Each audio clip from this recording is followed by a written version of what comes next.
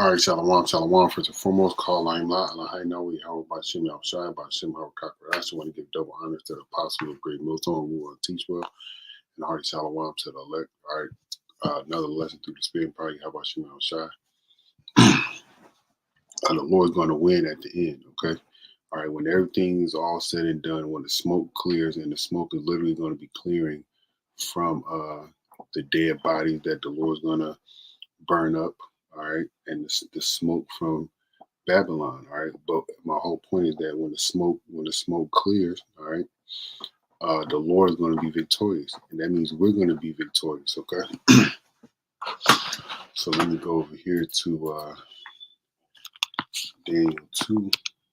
Start there. This is Daniel chapter 2 and verse 44. It says here, and in the days of these kings shall the power of heaven set up a kingdom which shall never be destroyed. All right, and we in the time of the kings of the earth that are ruling. All right, the Medo-Persian Empire came through, the Roman Empire came through, the Greek Empire came through, the Babylonian Empire came through. All right, I said it out of order. All right, but the Babylonian Empire, to do it in order: Babylon, the Medo-Persian, the Greeks, the Roman Empire, and now we in the revised Roman Empire. All right, with NATO and the EU and America as the forefront. Okay. All right, in the days of these kings, okay, the king that I just lifted up, just mentioned, Salakia. All right, how was going to set up a kingdom which shall never be destroyed. All right, and that kingdom is the kingdom of Yahweh Shema Shai, the Lord and His Son. Okay, and the kingdom shall not be left to other people. That means the kingdom's only going to be left to the Israelites, because the kingdom is going to be ran by Israelite men. All right, start off with the Lord and His Son Yahweh Shai. All right. It says, but it shall break in pieces and consume all these kingdoms, and it shall stand forever. Let's look at some of this. All right, let's look at the word destroy. And the word is a ball. All right, to destroy, hurt, destroy, destroy. Let's see what destroy says. All right, and this is how the Lord's going to win at the end. All right, bringing destruction. It says, put an end to the existence of something by damaging it or attacking it. Okay. And that's what the Lord's going to do. He's going to put an end to all the kingdoms that have ruled in this time frame, in this age, in the ages that they ruled in. Okay. All right. The word is chabal. All right. It means to destroy, which means to put an end to. Okay. All right. There was another one, break. Okay, we go break in pieces. The word is the clock. All right. To shatter, to break in pieces. All right. And that goes into destroying. Okay. All right. To be crushed, to be beaten small. All right. That's the pride of Esau. He's the proudest man. He's the biggest and most mightiest man walking the earth, right? But the Lord's going to beat him small. All right. All right. That reminded me of Obadiah. Right quick, let me get this.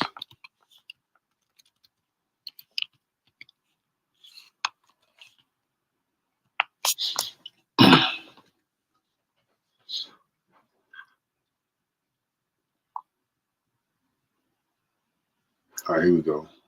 This is Obadiah 1 and 2. Behold, I have made thee small among the heathen, and thou art greatly despised. All right, small goes into being insignificant, right? Look at that. Unimportant, all right? This is what the Lord's going to do unto Esau, all right? While breaking him down, all right? The Lord is doing that now, all right? America and the Edomites are a laughing stock, okay? All right? And that's all part of the breaking down process of a kingdom, all right? And the Lord is doing that. All right. It says here, for as much as thou saw the stone, that the stone was cut out of the mountain without hands, and break in pieces the iron, the brass, the clay, the silver, and the gold. The great power hath made known to the king what shall come to pass hereafter, and the dream is certain, and the interpretation thereof is sure. So it's certain and for sure, all right, because the words of Yahweh Shema Shai are faithful and true. All right. Like we had read yesterday, Isaiah 14 and 24. Well, not yesterday, but a couple of days ago. This Isaiah 14 and 24. Yahweh of hosts have sworn, saying, surely as I have thought, so shall it come to pass, and as I have purposed, so it shall stand. All right, so the things that the Lord has brought to pass, has thought in his mind, are going to come to pass. All right, and whatever his goal is, his aim, his purpose, all right, is going to stand. All right, and we just read it right here that the Lord's going to break down these kingdoms. Okay, all right, this is how the Lord's going to win at the end. Okay, so let's get here. All right, let's go here right quick. Let's go to Daniel 8.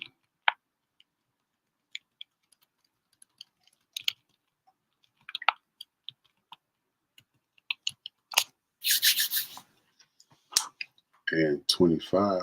All right, this is talking about Antiochus Epiphanes, okay? All right, but you can link this to Edomites as a whole, okay? Because this was going to happen to them, and this is what they do. All right, this is the part that they do, and this part is going to be what happens to them, okay?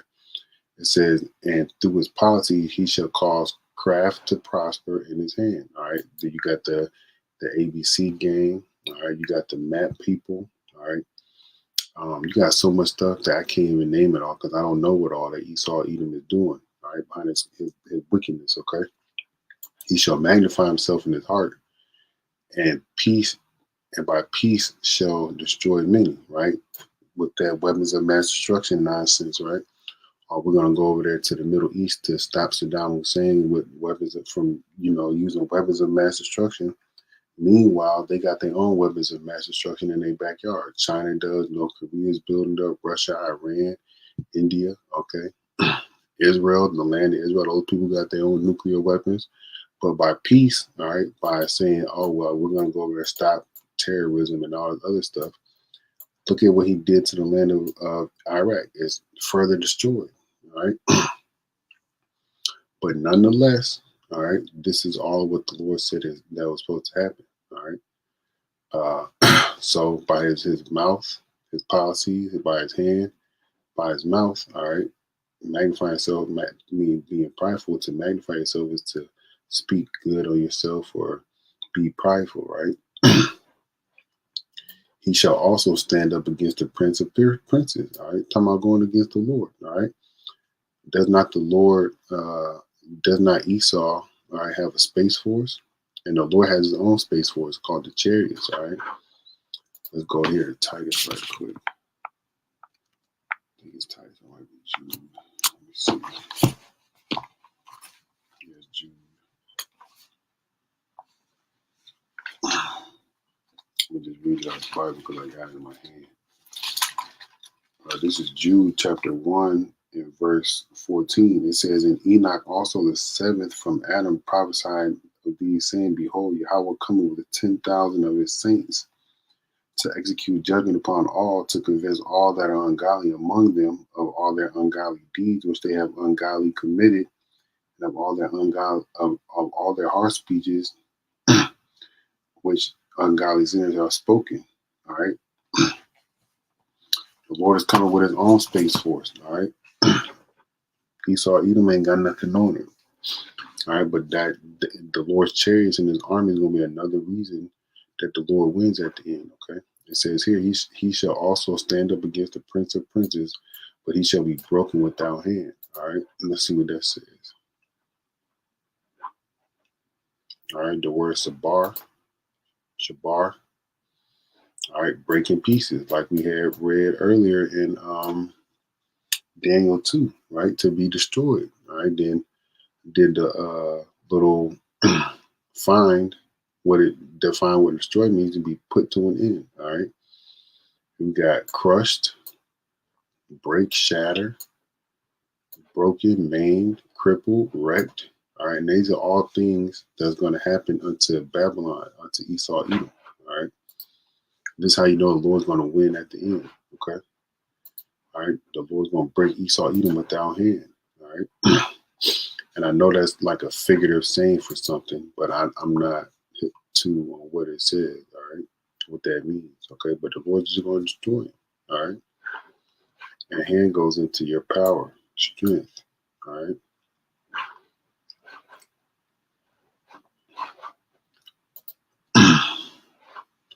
Let's go to Job. Job 5. This is Job 5 and 12. All right. He disappointed the devices of the Salakia of the crafty so that their hands cannot perform their enterprise. He taketh the wise in their own counsel, and the counsel of the forward is carried headlong. All right. Headlong goes into that word mahar, which means hastening or quickly. Right. But the Lord taketh them in their own counsel. All right. It says here, so they can't perform their enterprise. All right. Their enterprise that they want to set up is that new world order. All right. But the Lord got something for that. All right. Let's go over here to Job. We got another precept in Job I want to get. The Lord is going to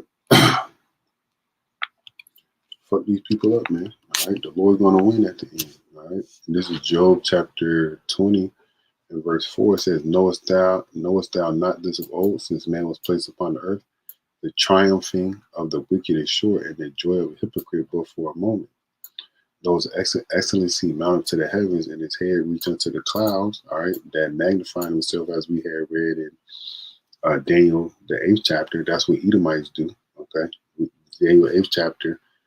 That those last couple of verses, all right, especially verse 25, which I was reading, talking about Antiochus, but he's an Edomite, and the Edomites carry the same pride as Antiochus did. Okay, lifting themselves up, bigging themselves up, walking around prideful. Okay.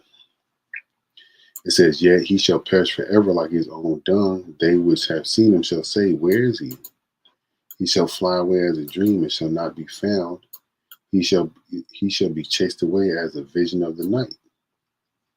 The eye also which saw him shall see him no more, neither shall his place a hope any more behold him. All right. This is talking about Esau's destruction. All right. No more Edomites after that 1,000 years of captivity. All right. No more wickedness. Okay. Let me get Revelation 19 and show you how the Lord's going to do this. And I'm going to close out. This is Revelation 19 and 11. It says, and I saw heaven open up, and behold, a white horse. He that sat on him was called Faithful and True. This is talking about the Lord, Yahushua. And in forgiveness he doth, in righteousness, and in righteousness he doth judge and make war. His eyes were as a flame of fire, and on his head were many crowns. Going back to what we read in Daniel, all right, the Lord's going to take down all them kingdoms. He's going to break them in pieces. The Babylonians, the Medes, the Persians, the Greeks, the Romans, and this current revised Roman Empire that we live in. Okay. All right, and he had a name written that no man knew but he himself. All right, and we know the name of the Lord is Yahweh, and the Son's name is Yahushua. Right? So it says here, and he was clothed with a vesture dipped in blood, and his name is called the Word of Yahweh. This is a title. All right. John 1:1 called the Lord the Word of Yahweh. Okay. It's a title, but his name is Yahushua. And the armies which were in heaven followed him upon white horses, clothed in fine white linen. The Lord's Space Force, as we had talked about earlier when I was in Daniel 8:25. Now, Esau even going to try to go against the Lord. Well, the Lord got his own Space Force, like we had read in Jude, the 1st chapter, the 14th verse. Okay. The White Habashim Shah for allowing me to do this lesson. Okay. But here we go. Out of his mouth goeth a sharp sword, that with it he should smite the nations, and he shall rule them with the rod of iron. He treadeth the winepress of the fierceness, and he treadeth the winepress of the fierceness and the wrath of the Almighty power. All right. It says here, and he hath on his vesture and on his thigh a name written, King of Kings and Lord of Lords. That's our Lord, man. All right. He want to destroy these people. All right. I could read 2nd Ezra, the 13th chapter. Let me just go and grab that right quick, man. Stop playing. Jump right to the point. This is 2nd Ezra 13 and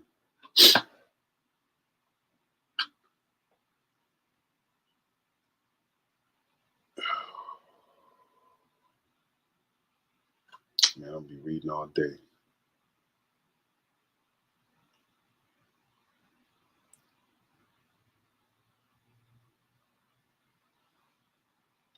All right, this is Second Ezra 13, and I'm going to get straight to the point. Verse 9, and lo, he saw the violence of the multitude that came. He neither lifted up his sword, nor his hand, nor an instrument of war, but only as I saw that he sent out of his mouth, as it had been a blast of fire, out of his lips a flaming breath, and out of his tongue he cast out sparks and tempest. All they were mixed together, the blast of fire, the flaming breath, and the great tempest, and fell with violence upon the multitude which was prepared to fight, and burnt them up every one, so that upon a sudden of innumerable multitude nothing was to be perceived but only the dust and the smell of smoke. When I saw this, I was afraid. So the Lord, Yahweh Shai is going to win at the end. All right, the Lord will be edified to the next time. Shalom.